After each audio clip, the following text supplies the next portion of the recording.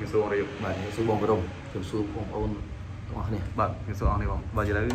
ដល់ពេលថតអត់គិងចិត្តដល់ទៀតហើយថ្ងៃមានរឿងទៅវិញយាយទៀតថ្ងៃណាបងថ្ងៃ30ថ្ងៃ30ខែហ្នឹងហើយ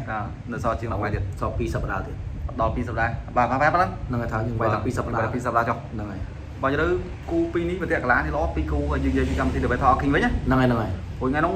អូមានល្អច្រើនណាអូតែយើងនិយាយថាគូមកគូបានណាយើងនិយាយថាគូសំខាន់ដែលត្រូវទៅឈ្នះជាដាច់ខាតសម្រាប់ពីនេះចាញ់ពីនេះត្រូវចាញ់គ្នាដាច់ខាតនិយាយដាច់ខាតត្រូវតែមានអ្នកឈ្នះមួយអ្នកឈ្នះវាត្រូវតែមានអ្នកឈ្នះព្រោះអត់មានអ្នកស្មើគូនេះមានខ្ញុំឃើញដឹងតែមានអ្នកយំមួយព្រោះទៅចាញ់អត់លទ្ធភាពព្រោះចាញ់តែប្រកួតចាញ់ប្រកួតនេះហើយអូយលុយច្រើនទៀតច្រើនព្រោះយើងគិតថាអ្នកឈ្នះត្រូវមានលទ្ធភាពទៅដល់លុយធំមកខ្សែបាត់ទៀតអ្នកយើងអ្នកឈ្នះទៅមកប្រកួតឈ្នះ8លានហ្នឹងហើយក្លឹប2លាន4លានផ្សេងទៀតហើយទៅតម្លៃខ្លួនផ្សេងទៀតច្រើនណាស់ហើយតម្លៃខ្លួនកីឡាករលំដាប់នេះហើយអញ្ចឹងក៏មិនក្រោមមួយឡឹកដែរអញ្ចឹងពីនេះត្រូវការតែមានអ្នកឈ្នះត្រូវតែមានអ្នកឈ្នះហើយបើអ្នកចាញ់ដល់យំហើយព្រោះអស់លទ្ធភាពហើយហ្នឹងហើយបើយត់ធន់សងនិយាយចំទៅគូពីនេះបើសិនជាមានអ្នកឈ្នះភាគរយវាអាចទៅជួបនៅមាន50ទេ50ប៉ុន្តែវាអាចទៅប៉ះហាន់2ហើយបាទបើហាន់2ឈ្នះវ៉ាន់វឿនបាទហើយវ៉ាន់វឿនវាអាច2ហ្នឹងទៅជួប2ហ្នឹងវាពិបាកដោយសារធុនសេហុងគាត់ល្អពីហ្នឹងយើងនិយាយថា 100% បងប្អូនយើងបញ្ជើញទៅហាន់2អស់ហ្នឹងហើយអញ្ចឹងយើងមិនបាច់តនអាវិភាគចាំដល់ថ្ងៃដែរតាមយើងដាច់ហ្មងតែគូនេះយើងនិយាយថា50សម្រាប់ទុនសងជាមួយយ៉ាស៊ីនក៏ខ្ញុំនៅទៅលើកណ្ដាលថ្ងៃក៏លោ57ទៅតាមខ្សែបាត់ទៅចំគូនេះ50ហើយមានការវិញហើយទៀតអ្នកចាញ់ប៉ះអ្នកចាញ់ទៀតព្រោះពីរត្រូវការឈ្នះដូចគ្នាហ្នឹងហើយអញ្ចឹងហើយត្រូវប្រឹងដូចគ្នាតែគាត់ថាម្សិលមិញឃើញយ៉ាស៊ីនប្រកួតហើយវាទុនសងគាត់សងំហាត់ហ្មងយើងទៅយ៉ាស៊ីនប្រកួតដូចអត់ប្រកួតបាទត្រង់ពើងទៅឡប់បណ្ដោយអញ្ចឹងដូចអត់ប្រកួត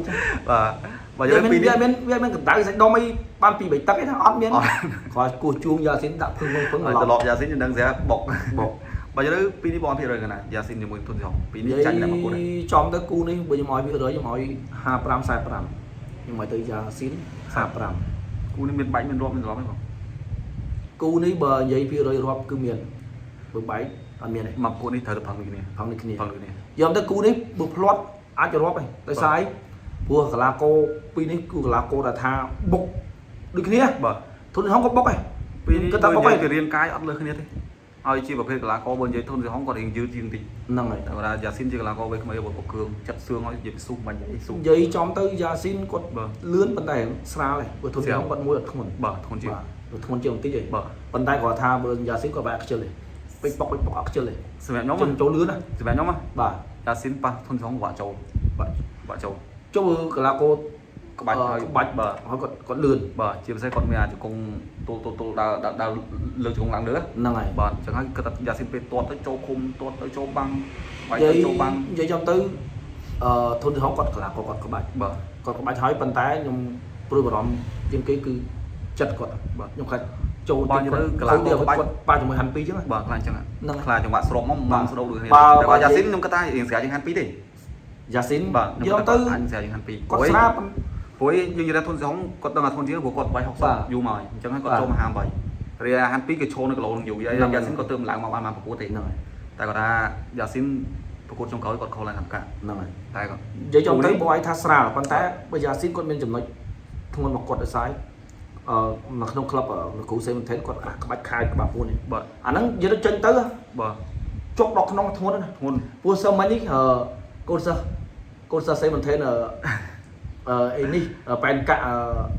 ត់ណៅទេមែនទេមានប៉ែនកាក់នេះគាត់ឈ្នះកូនសិស្សលោកគ្រូសូលីតទឹកមួយចាញ់ចាប់ចូលទឹកពីរអាដៃហ្នឹងធ្ងន់ណាគ្រូបញ្ញាគាត់បកាប្រហាត់គាត់សេគាត់ពួនបាទអញ្ចឹងនេះប៉ែនកាក់អាទិត្យហ្នឹងហើយអញ្ចឹងខ្ញុំខ្លាចយ៉ាស៊ីនគាត់ខោកធុនសេហុងអញ្ចឹងបាទគាត់ធ្ងន់បាទធុនសេហុងគាត់ស្ទើរធំតាជាផ្សេងតម្រៃថ្លៃក្បាលយ៉ាស៊ីនវាយទៀតក្បាលយើងក្បាលគាត់ដល់2ហ្នឹងអញ្ចឹងយើងមិនអាចមើលងាយយ៉ាស៊ីនបានទេព្រោះយ៉ាស៊ីនឃើញពេលទៀតយ៉ាស៊ីនក៏តម្រៃថ្លៃការនេះធ្វើពេលទៀតប្រឡប់ឈរបាទនិយាយចំទៅ2នេះអត់មានមើលសារទាំង2នាក់បានទេព្រោះកីឡាករប្រភេទ2នេះជាកីឡាករមួយបុកមួយក្បាច់បាទហើយចាំបាច់ត្រូវឈ្នះដូចគ្នាអញ្ចឹងផឹងដូចគ្នានិយាយចំទៅយ៉ាស៊ីនខ្ញុំខ្លាចថាចោះណាបាទប៉ុន្តែបើសិនជាខ្ញុំគិតថាបើសិនជាយ៉ាស៊ីនឈ្នះមកធុនសេហុងសន្លប់នឹងរាប់បើនិយាយទៅបើបាយអត់មានទេធុនសេហុងខ្ញុំគាត់ថាខ្លាចតែផ្្លាត់ទេព្រោះចំហរបស់ធុនសេហុងគាត់មាំបាទអញ្ចឹងហើយពេលយ៉ាស៊ីនចូលទៅអាចចូលឃុំច្រើន Dìm tới cốt tranh chất Gia xin tranh chất Yasin tích Gia xin cái lá có cốt bài chắc chưa pram tắc bốc thôn hóng cốt 7 10 bàn tay thôn hóng đi như vậy tha cốt tư chất tỷ bên Canada là vì châu tới khai ta Gia xin con mà nói châu một có vậy con nói thói còn quay bắt đánh ngó hay vậy nữa tại thôn hóng chất có toàn vậy nhưng ta có bạc là có bộ thể không chất là có chất chấm còn anh không biết thực chất lên nhưng bạc là có ôn mày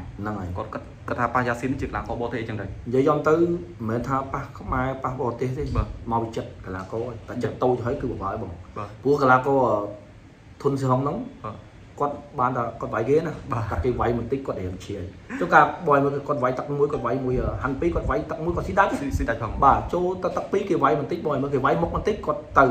mình tích cái bông chủ mạng sọp năng hai cho cái thang con tư chắc là trong tập pí con váy hành pí mà bòi mà chưa trong một lẽ thông minh nhất là cùng rồi một cái là ta tầm khán của lựa chất này bà mẹ ta con váy mũi bột tên mình tha váy mũi khmai có điện váy mũi khmai có điện từ lẽ mấy này cầm đi thùng trong bàn tay ta dương tư cho thấy cái bàn cho này và dương tư không mâu ấy ta lấy cái tam váy này bây giờ xíu thì phải là có bột trong làm bón ấy dương đang xé váy này xí này bộ mới liền rồi club ăn buồn liền rồi chiều sẽ cái lại luôn xây điện rồi nó cũng ban sở này với cái lá copy này mình về bị cái bạch vậy nhá cái bạch với nhưng mọi từ ở thôn thì không này thôi chiều bàn tay bờ su nâng chất nhưng mọi từ giả xin cô đi về rồi mà Yasin này với bữa sân chưa thôn sống tu mình rock đấy bữa sân chưa thôn sống ọt vay Yasin rock đấy cổ vạ xin này Yasin này với Yasin có tranh châu nhót chiên tranh châu luôn pin ấy dường như tha vài gòn thông đèn tận chẳng theo là một mùi cho hai trò của này bữa sân chưa ta Yasin có ăn tầm đấy cái khai phụ tận cũng có chủng đi nó còn là nó có sát batu bạc còn này chim sẽ toát trên khẩu Yasin toát trên khẩu chớ nó không có từ con ọt chưa có tranh khẩu chưa hỏi số con lo tiền chẳng thì rồi thôn sống bao giờ đâu bữa sân vay Yasin ọt rock thế rồi có ọt salad thế của bạn xin Yasin đã của bạn mà vậy trong tới đưa như vậy chăng là có thôn gì không con lo ban tàu bảy cái gì giờ là kỳ quái con hiện chặt hiện tâu tịch con ta bật các bãi con vĩnh cứ lo cục khử lo giờ tới nhung khai mà dáng này khai giờ xin có khai là cô phết các bạn con ta bữa đi phết các bạn con ta bữa bãi chật thống ở đấy là bãi chật tối thôn gì không từ bạn và giờ xin vĩnh anh khai mà đi mình đi con ta bà vậy phía đời vĩnh cứ nhung cứ tha giờ xin này nhưng cứ tham về Yasin này này với bà anh thay nhé của cả là có vài pram tắc chẳng pram tắc chẳng là có pi tắc chẳng u thôn không có chẳng pi tắc chẳng chẳng mình nó bay tắc việt chẳng bị ai tắc nam muối Yasin vay rồi cứ vay trở lọ của cả là có chấp thông tờ vay pram chấp tối tờ vay pram tắcคือbạn lên cái gì hỏi đồng xuân tuần sống chúng nó soi có những người xẻo cả ba mươi bên khám cái phụ tật hồi Yasin một cái bài phụ tật chẳng phải cả hướng ngõ phụ tật nào một dương tư bàn giấy pi cái lá cô là thơm chu thơm liên cái thôn thì không nói con chụp lo chớ này giờ xin con tâm chụp ởประมาณประกูนั่น giờ xin bao giờ đó cái lò 54នេះគាត់ទៅលអ58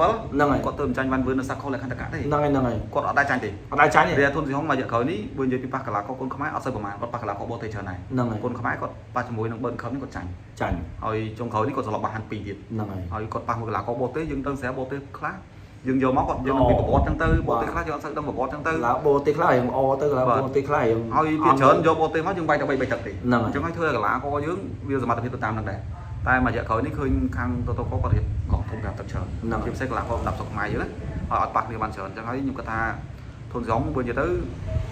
មួយរយៈក្រោយគាត់ប៉ះ5ទឹកគាត់ចាញ់សឹងលោនិយាយទៅគាត់ដូចនិយាយថាកលាករគាត់ល្អ3ទឹកបាទប៉ុន្តែបើដូចនិយាយថាបើកលាករវាយមួយពិបាកលេងគាត់ទេប៉ុន្តែបើកលាករបុកគឺគាត់ចាញ់ចិត្តស្ទើរចិត្តខ្ញុំឃើញថាភាគរយគាត់ប៉ះហាន់2អ្នកណាក៏គាត់ថាភាគរយទៅខាងគាត់ដែរហ្នឹងហើយតែដល់គាត់ចាញ់ហាន់2ហើយមកប៉ះយ៉ាស៊ីនទៀតហើយមួយទៀតវាមកប្រកួតនេះគាត់ធ្វើការងារធ្ងន់ណានិយាយចំទៅគូយ៉ាស៊ីនជាមួយធុនទីហុងហ្នឹងបាទនិយាយពីដូចថាក្បាច់ក្បោអីអត់មានលឺធុនទីហុងទេអត់លឺបងចាញ់តែមកចិត្តទាំងស៊ូអញ្ចឹងគេព្រួយបារម្ភគេគឺស៊ូនឹងចិត្តហ្នឹងហើយអញ្ចឹងបាយ5ទឹកតែយើងទៅស្ទុះតែយើងស្ទើស៊ូយើងស្ទើចិត្តមួយគេគឺចាញ់គេហើយខ្ញុំរំថារឿងគាត់ស្ទើធនមួយទៀតហ្នឹងហើយស្ទើចិត្តហ្នឹងហើយចិត្តស្ទើទាំងអស់បាទស្ទើធនហ្នឹងហើយប៉ុន្តែបើនិយាយពីក្បាច់វិញយ៉ាស៊ីនអត់មានលឺបាទបើនិយាយពីក្បាច់វិញខ្ញុំឲ្យស្ទើខ្ញុំឲ្យសង់ទៅធុនទីហុង70បាទ30ក្បាច់ហ៎បើនិយាយពីបទពិសោធន៍ចង់និយាយថាបទពិសោធន៍ជួបកីឡាករខ្លាំងណាគឺធុនទីហុងគឺធុនទីហុងគីឡូនេះហ្នឹងហើយយ៉ាស៊ីនគាត់ជួបគីឡូ54មកទេហ្នឹងហើយតែគាត់54គាត់ប៉ះមួយ4នាទីគាត់ចង់យ៉ាដែរណាតែគាត់ឡើងមក57ប៉ះធុនទីហុងទេធុនទីហុងបើយើងនិយាយទៅក្បាច់អត់ចាញ់4នាទីប្រហែលទេហ្នឹងហើយអញ្ចឹងហើយពីនេះបើនិយាយទៅប៉ះនេះធានាល្អបើហើយអ្នកពីរត្រូវការឆ្នើគ្នាត្រូវហើយព្រោះពេលនេះគឺវគ្គសំខាន់ណាសំខាន់គ្នាពេលនេះគឺពេលដែលប្រឹងប្រែង មាន ប្រឹង សោ ប្រែ យ ងវឹកហាត់ហើយមានអត់សោយ មានសោយមានយំហើយ យកទៅគូពីរនេះអ្នកឈ្នះក៏យំ ចា ចា ញ់ ញ់ ក៏ ក៏ យ យ ំ ំដែរសាយរំភើប ខ្ញុំ ជួនកាលយើងឈ្នះមែនប៉ុន្តែយើងសតតែភ្នែក ខ្ញុំនិយាយដល់កម្មវិធីនេះធ្វើឲ្យបងប្អូនយើងត្រឡប់ចាក់ច្រើនណាស់ ចាយកទៅស្អីគេយើងពីដល់ទូទាយយើងនិយាយថាអត់យើងយកគូសំខាន់គឺកលាប់ចាក់ប៉ុន្តែកលាប់ចាក់វាមានន័យព្រោះកលាករយើងប្រភេទក្បាច់ យើងនិយាយថាយើងមើលតាមសមត្ថភាពកីឡាករព្រោះកីឡាកររបស់យើងសត្វតាមដានហើយយើងមើលគាត់ហើយយើងដឹងពីសមត្ថភាពគាត់តែតែរឿងចាញ់ឈ្នះអានឹងវារឿងចាញ់ ឆ្នះជាកីឡាប៉ុន្តែបើយើងនិយាយពីក្បាច់យើងពីប្រវត្តិយើងពីស៊ូហើយយើងបាទយើងអាចប្រភេទនិយាយបានណាយើងមិនចេះយើងនិយាយទៅប្រុសអត់ដឹងប្រវត្តិកីឡាករនេះជួបកីឡាករយើងដឹងពីប្រវត្តិកីឡាករនេះល្អមិនមិនបងបាទបាទនឹងយើងតាមដានមិនយើងនិយាយកើតដូចយើងនិយាយថាកីឡាករតួឡើងលើវិញមិនយើងដឹងបាទតែយើងជាពិសេសគូដែលយើងមិនទាន់ដឹងតែយើងមានរឿងដែលត្រូវនិយាយដល់គូចាប់មក50បាទ50%ហើយបងប្អូនយើងក៏គាត់យល់អត់ថ្មីនិយាយទៅអត់ថ្មីកីឡាករ50%បើយើងទេខុសក៏ជាមកផ្សោតតែយើងទេបាទព្រោះអត់មានតែខុសលើវិញយើងមើលឃើញតែកីឡាវាចង់និយាយថាវាប្រែប្រួលក៏ពីទីមានប្រកាសថាកីឡាករដែលឈ្នះទេតើលើកត្រឡប់ផលតើលើកដៃកីឡាករវាយឈ្នះហើយនៅគេឲ្យចាញ់បានទេបាទសាច់វាយយើងមើលទេបាទយើងអាចឲ្យច្បាស់ 100% យើងអត់ទេគាត់ថាយើងអាចលើកមកនិយាយក្បាច់បានបាទអញ្ចឹងប៉ុណ្ណឹងបងវែងដែរបាទអរគុណច្រើន